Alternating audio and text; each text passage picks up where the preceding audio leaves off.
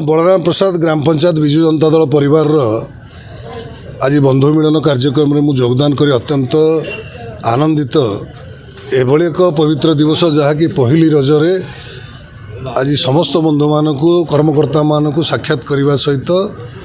दलर किभली भाव में उन्नति प्रगति हम तापाई आम आलोचना करूँ ता सहित आज ये पवित्र दिवस रे विजु जनता दल परिवार समस्त माँ भौणी मैंने आज रज पर्व पालन कर अत्यंत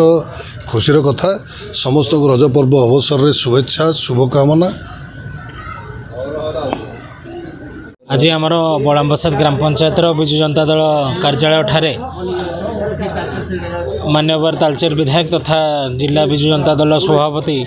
श्रीजुक्त ब्रजकिशोर प्रधान उपस्थित रज महोत्सव